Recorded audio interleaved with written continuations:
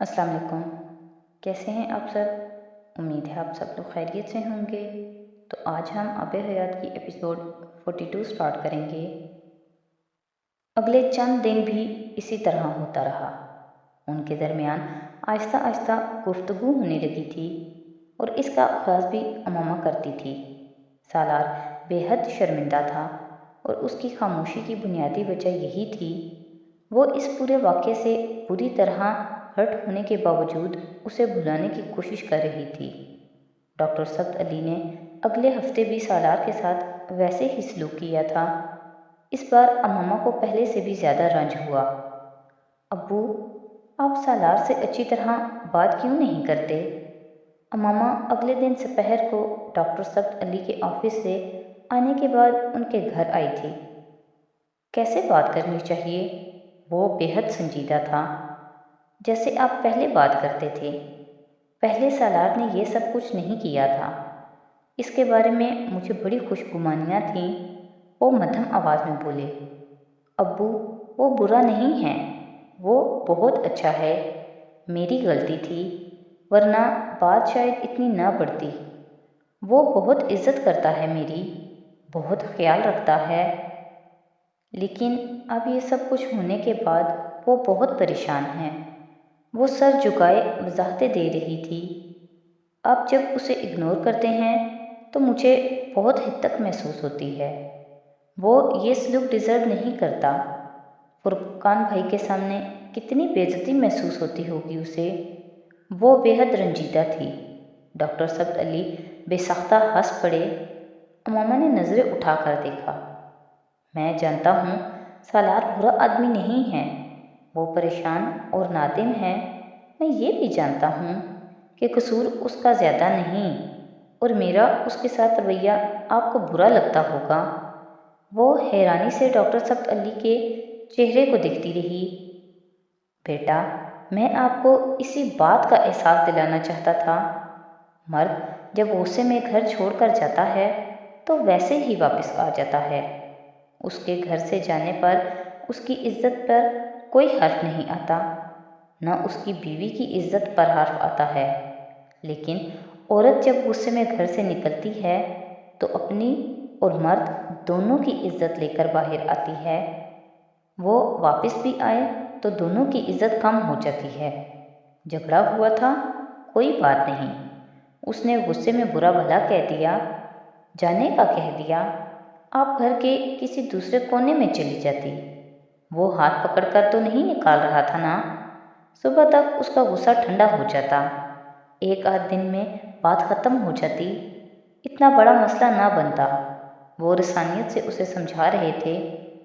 مرد کے دل میں اس عورت کی کوئی عزت نہیں ہوتی جسے چھوٹی چھوٹی باتوں پر گھر کی دہلیز پار کرنے کی عادت ہو، اور یہ دوسری بار ہوا ہے۔ اس نے چونک کر ڈاکٹر صاحب کو دیکھا۔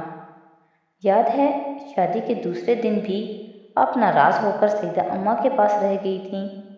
امامہ نے نادم ہو کر سر جھکا لیا تھا۔ اسے یہ واقعہ یاد نہیں رہا تھا۔ مرد کے ساتھ انا کا مقابلہ کرنے والی عورت بے وقوف ہوتی ہے۔ وہ اسے اپنا دشمن بنا لیتی ہے۔ اکڑ پن اور ضد سے مرد سے بات منوائی جا سکتی ہے، لیکن اس کے دل میں اپنی محبت اور عزت نہیں بڑھائی جا سکتی۔ اللہ نے آپ کو محبت کرنے والا اور بہت سی خوبیوں والا شوہر دیا ہے۔ اس نے آپ کی عیب جوئی نہیں کی، بلکہ آپ کو اپنے ساتھ لے گیا۔ بہت کم مردوں میں یہ صفت ہوتی ہے۔ تو اگر کبھی کوئی کوتاہی ہو جائے اس سے تو اس کی مہربانی یاد کر لیا کریں۔ وہ سر جھکائے خاموشی سے ان کی باتیں سنتی رہی۔ اگر میں یہ سب باتیں اس وقت آپ کو سمجھاتا جب آپ یہاں آئی تھیں تو آپ کبھی میری بات نہ سمجھتیں۔ آپ کو لگتا کہ اگر اس وقت آپ کے والدین ہوتے تو اس سچویشن میں آپ کو سپورٹ کرتے، اس لیے یہ باتیں تب نہیں سمجھائی میں نے۔ وہ ٹھیک کہہ رہے تھے۔ وہ اسے اس وقت کچھ کہتے تو وہ بری طرح دل برداشتہ ہو جاتی۔ اس نے کچھ کہے بغیر وہ پیپرز نکال کر انہیں دیے جو سالار نے اسے دیے تھے۔ یہ سالار نے دیے ہیں مجھے۔ لیکن مجھے اس کی ضرورت نہیں۔ ڈاکٹر سبت علی بےحد گہری مسکراہٹ کے ساتھ وہ پیپرز پڑھتے رہے، پھر ہنس پڑے۔ اس نے یہ بہت مناسب اور حکمت والا کام کیا ہے۔ میں اپنے پاس آنے والے اکثر مردوں کو ان معاملات کے حوالے سے اسی طرح تصفیے کا کہتا ہوں، اور کئی مردوں نے کیا بھی ہے۔ سالار کے ذہن میں بھی وہی چیزیں ہیں، لیکن اس نے آپ کے لیے کچھ زیادہ کر دیا۔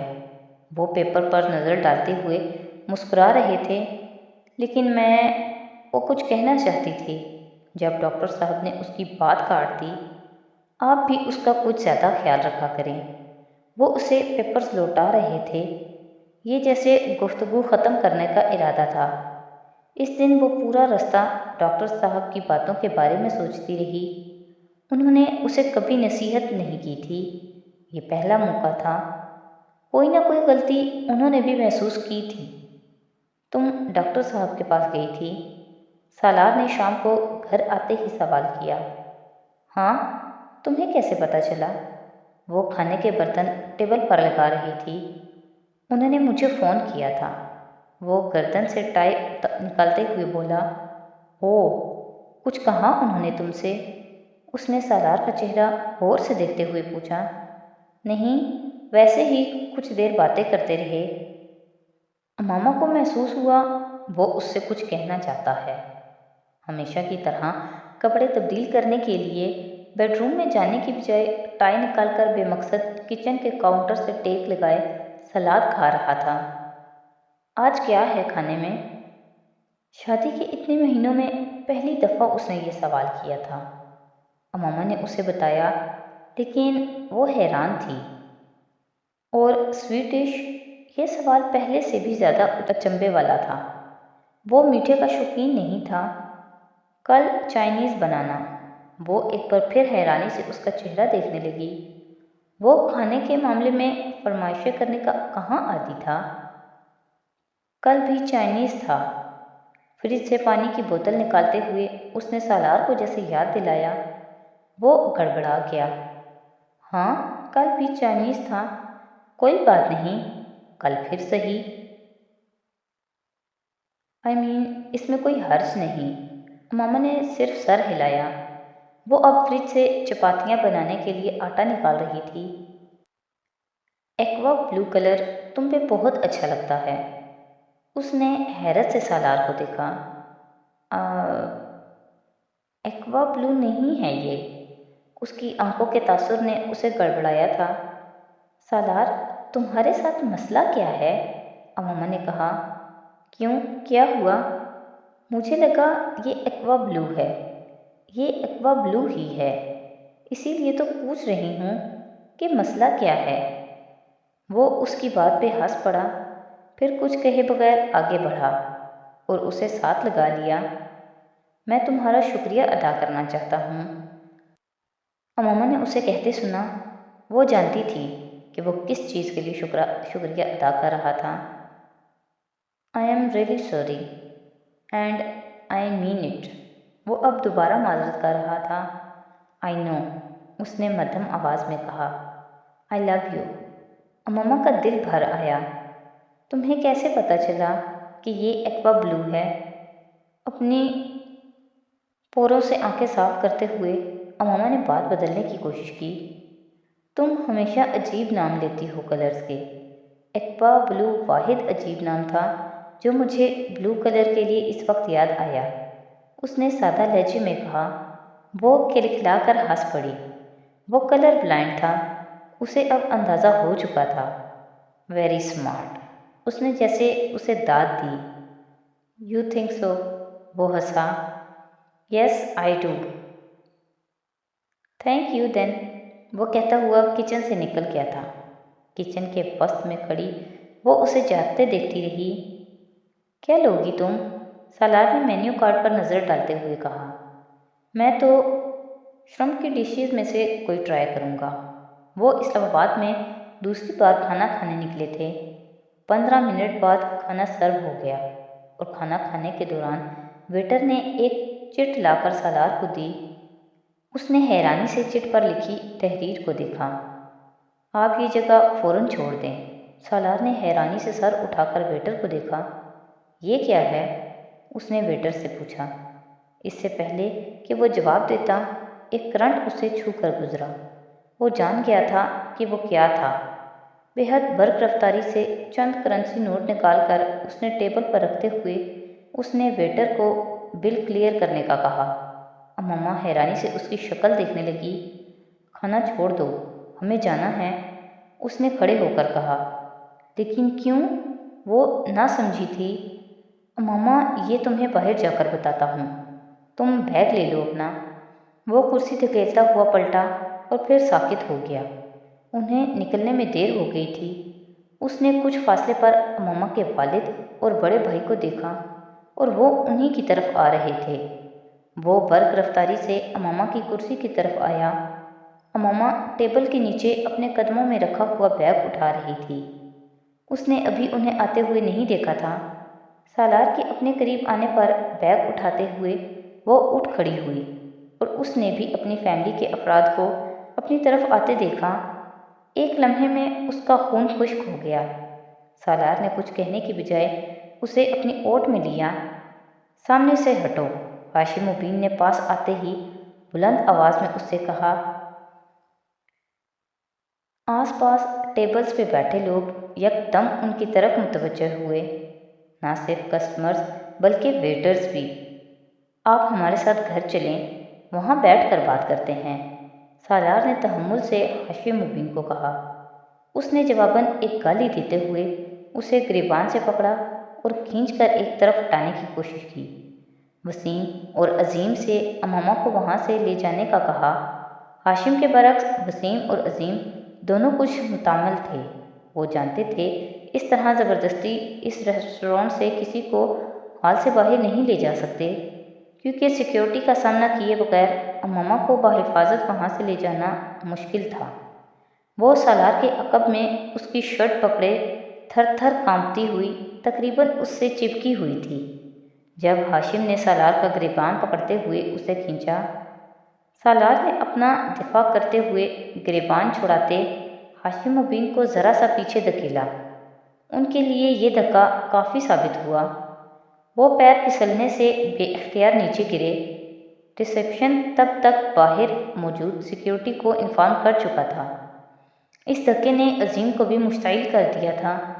وہ بھی بلند آواز سے گالیاں دیتے ہوئے جوش میں آیا اور بے حد غیر متوقع انداز میں سالار کے جبڑے پر ایک گھونسا رسید کیا۔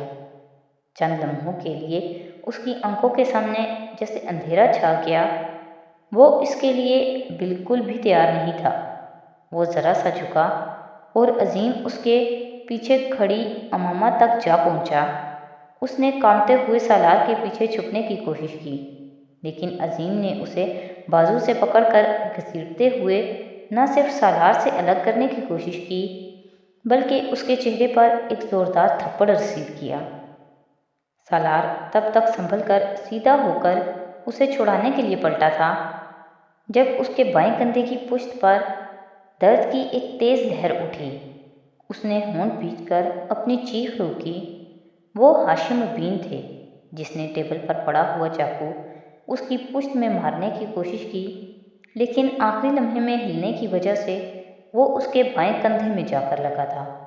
سیکیورٹی اور دوسرے ویٹرز تب تک قریب پہنچ چکے تھے اور ان تینوں کو پکڑ چکے تھے۔ اماما نے نہ تو ہاشم الدین کو سالار کو وہ چاقو مارتے دیکھا تھا اور نہ ہی سالار کو چاقو کندھے سے نکالتے دیکھا۔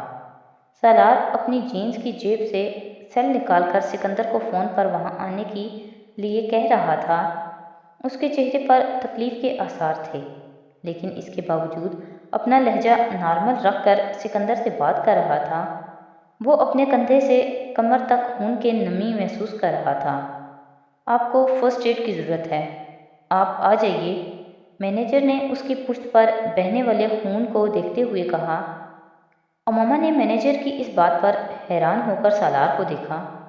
وہ اب فون پر بات ختم کر رہا تھا۔ اماما نے اس کے ہاتھ کو پہلی بار نوٹس کیا تھا جو وہ کندھے کے اوپر رکھے ہوئے تھا۔ کیا ہوا ہے؟ اماما نے قدرے حیرانی کے عالم میں پوچھا۔ کچھ نہیں، سالار نے اپنا بازو سیدھا کیا۔ امامہ نے اس کی خون آلود انگلیاں دیکھیں۔ اس نے سمجھا شاید اس کا ہاتھ زخمی ہے۔ اس سے کیا ہوا؟ اس نے کچھ حواس باختہ ہو کر پوچھا۔ اس نے جواب دینے کی بجائے قریبی ٹیبل سے نیپکن اٹھا کر اپنے ہاتھ صاف کرتے ہوئے امامہ کو چلنے کا اشارہ کیا۔ وہ مینیجر کے کمرے میں آ گئے۔ وہ پولیس کو کال کر چکا تھا اور اب وہ پولیس کے آنے تک انہیں وہاں روکنا چاہتا تھا، لیکن سالار زخمی تھا، اسے فرسٹ ایڈ کی ضرورت تھی۔ امامہ نے پہلی بار سالار کی خون آلود پشت دیکھی اور دھک سے رہ گئی تھی۔ اگلے 5 منٹ میں پولیس، ایمبولینس اور سکندر آگے پیچھے پہنچے تھے۔ سکندر کے آتے ہی سالار نے امامہ کو گھر کی بجائے فوری طور پر کہیں اور بھیجنے کا کہا۔ سکندر خود سالار کو ہاسپٹل لے جا رہے تھے۔ وہ چاہنے کے باوجود اس سے یہ نہ کہہ سکی کہ وہ اس کے ساتھ جانا چاہتی ہے۔ سکندر نے اسے فوری طور پر اپنے بڑے بھائی شاہنواز کے گھر بھیج دیا۔ تو آج کی ایپیسوڈ یہیں پہ ختم کرتے ہیں۔ نیکسٹ ایپیسوڈ کے ساتھ کل پھر حاضر ہوں گے۔ تو اگر آپ کو میری ویڈیوز اچھی لگ رہی ہیں تو پلیز میری ویڈیوز کو لائک کریں، میرے چینل کو سبسکرائب کریں اور اپنے فیملی اور فرینڈ کے ساتھ شیئر کریں۔ بہت شکریہ۔